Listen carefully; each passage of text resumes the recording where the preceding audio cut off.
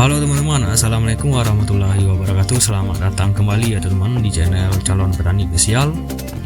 Baiklah teman-teman, di video kali ini saya akan membahas untuk penanaman CMK saya di lokasi yang baru ya teman-teman. Kemudian untuk bibit yang saya gunakan kali ini, saya masih menggunakan bibit yang pernah saya tanam sebelumnya ya teman-teman. Karena CMK ini termasuk salah satu yang anti virus ya teman-teman. Teman-teman bisa melihat video yang saya sebelumnya, disitulah bentuk cabai yang saya tanam sekarang ini ya teman-teman. Kemudian di video kali ini saya akan membahas cuplikan-cuplikan video yang sempat saya ambil, kemudian akan saya jelaskan untuk langkah-langkah yang saya lakukan untuk penanaman cabai kali ini ya teman-teman. Nah teman-teman, untuk video yang pertama ini saya lagi menaburkan kapur dolomit ya teman-teman. Jadi setiap saya melakukan penanaman CMK itu saya selalu memasukkan kapur dolomit ya teman-teman, sebelum dilakukan pemupukan dasar. Karena manfaat dari dolomit secara umum itu ialah untuk meningkatkan pH tanah dan membuat kadar asam dalam tanah menjadi lebih netral ya teman-teman. Karena tingkat keasaman tanah itu sangat mempengaruhi pertumbuhan tanaman ya teman-teman. Tanah yang terlalu asam akan mengganggu pertumbuhan tanaman, maka dari itu aplikasi dolomit ini sangat diperlukan ya teman-teman untuk tanah yang terlalu asam. Dan manfaat lain dari kapur dolomit ini, teman-teman bisa lihat tabel berikut. Silahkan di save ya teman-teman.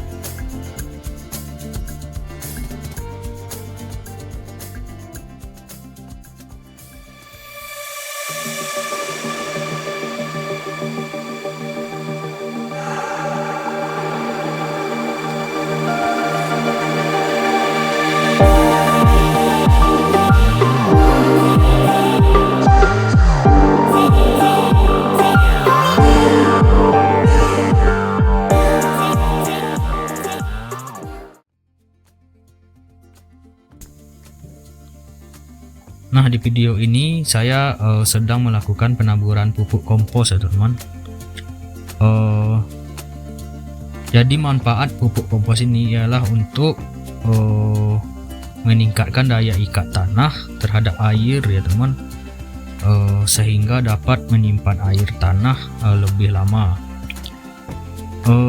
Ketersediaan air di dalam tanah dapat mencegah lapisan kering ya teman-teman pada tanah, serta memperbaiki struktur tanah yang semula padat menjadi gembur. Jadi manfaat dari pupuk kompos ini ataupun pupuk organik ini sangat diperlukan untuk tanah ya teman-teman, apalagi tanah kita tipenya tanah padat. Jadi manfaat dari kompos ini adalah membuat tanah kita menjadi lebih gembur.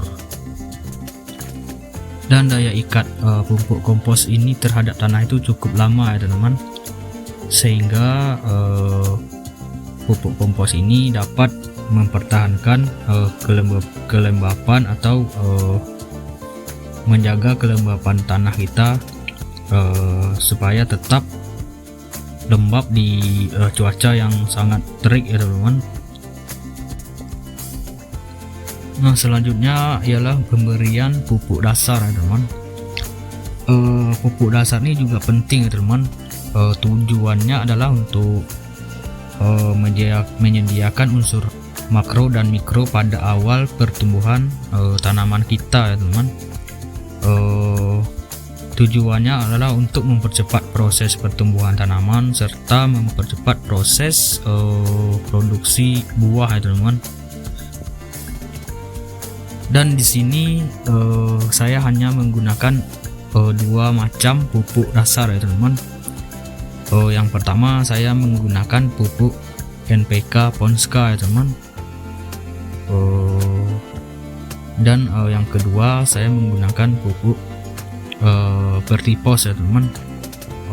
Vertipos ini mengandung unsur hara fosfat yang tinggi, dimana unsur P atau fosfat ini sangat dibutuhkan tanaman saat masa pertumbuhan ya teman-teman. atau masa vegetatif. Kemudian untuk rentan waktu ya teman-teman. Jadi untuk rentan waktu dari pemberian kapur dolomin itu berjarak 1 minggu ya teman-teman, untuk penaburan pupuk kompos. Jadi maksudnya di sini adalah setelah dilakukan penaburan dolomit 1 minggu kemudian baru saya masukkan atau saya lakukan penaburan pupuk kompos ya teman-teman. Kemudian 4 hari selanjutnya baru saya taburkan pupuk dasar atau yang di sini saya menggunakan pupuk kimia ya teman-teman. Mungkin teman-teman bertanya kenapa jarak antara pemberian pupuk kompos ini ke pupuk kimia itu singkat atau 4 hari, karena setelah saya lakukan pemupukan kompos di sini itu terjadi hujan deras ya teman, otomatis semua pupuk yang sudah saya tabur sebelumnya yaitu dolomit ataupun pupuk kompos itu sudah terserap oleh tanah ya teman, maka saya lakukan pemupukan dasar menggunakan kimia. Kemudian setelah semua pupuk sudah saya masukkan, terakhir adalah bedengan saya tutup kembali dengan tanah ya teman-teman. Tujuannya adalah supaya unsur hara yang ada pada pupuk itu tidak menguap ke udara ya teman-teman. Jadi bedengan ditimbun kembali dengan tanah supaya unsur hara semua menyatu dengan tanah ya teman-teman. Kemudian untuk langkah selanjutnya ini juga sangat penting ya teman-teman, dimana sebelum dilakukan penutupan atau pemasangan mulsa, teman-teman juga bisa melakukan seperti yang saya lakukan ya teman-teman, yaitu penyemprotan bedengan. Tujuannya adalah yang pertama yaitu untuk memusnahkan hama ulat tanah ya teman-teman, dan belalang. Karena cabai yang masih kecil itu sangat rentan sekali terkena serangan dua hama ini ya teman-teman, yaitu hama ulat tanah dan belalang.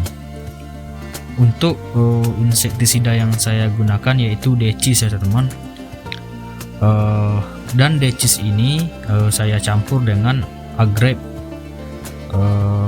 Agrep ini manfaatnya ialah untuk mencegah penyakit layu yang disebabkan bakteri ya teman-teman, maupun untuk layu fusarium. Untuk penyakit layu ini sebaiknya kita cegah dari awal ya teman-teman. Makanya itu kita masukkan agrep ini sebelum dilakukan pemasangan mulsa, dan agrep ini juga kita masukkan nanti saat pengocoran ya teman-teman.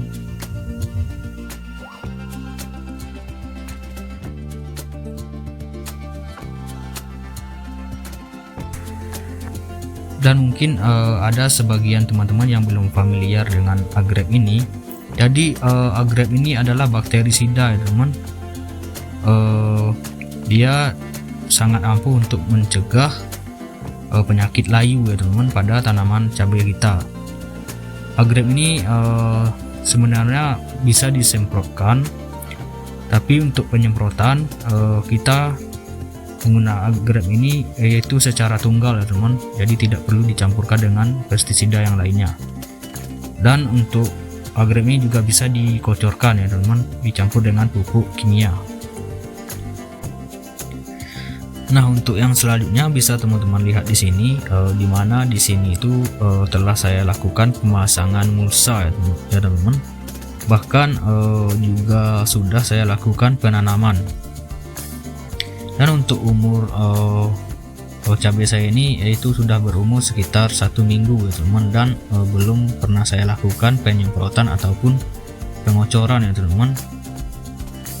Untuk proses pemasangan mulsa ataupun proses penanaman itu tidak sempat saya videokan ya teman-teman, karena saat itu di sini itu hujannya cukup deras ya teman-teman, jadi tidak bisa saya videokan ya teman-teman.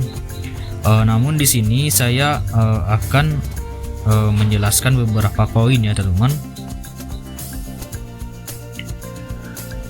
Mungkin bermanfaat juga buat teman-teman dijadikan acuan ya teman-teman, apalagi buat petani pemula. Nah, di sini akan saya jelaskan untuk jarak bedengan ya teman-teman. Dari sini ke sini yaitu 60 sampai 70 cm ya teman-teman. Ini termasuk sempit ya teman-teman, jarak bedengannya, karena di sini saya mengirit tempat ya teman-teman. Namun teman-teman, saya menganjurkan untuk jarak bedengannya ini teman-teman bisa membuat jaraknya itu minimal 80 cm ya teman-teman. Dan semakin lebar jarak bedengannya ini itu maka semakin bagus ya teman-teman. Kemudian untuk tinggi bedengan yaitu lebih kurang 20 cm ya teman-teman. Ini tidak tinggi ya teman-teman, karena saya menanam di lokasi yang agak miring ya teman-teman, jadi genangan air ini tidak mungkin terjadi. Dan yang lebih penting adalah di samping nanti atau di samping mulsa ini akan saya lakukan pemupukan susulan ya teman-teman. Makanya bedengan ini saya buat rendah. Dan untuk besar bedengannya ini yaitu 60 cm ya teman-teman. Kemudian jarak tanam dari sini ke sini yaitu 30 cm ya teman-teman. Dan ini juga semakin lebar juga akan semakin bagus ya teman-teman. Kemudian untuk lubang pupuk untuk kita lakukan pemupukan susulan yaitu saya buat di sini, yaitu dekat dengan lubang penanaman ya teman-teman.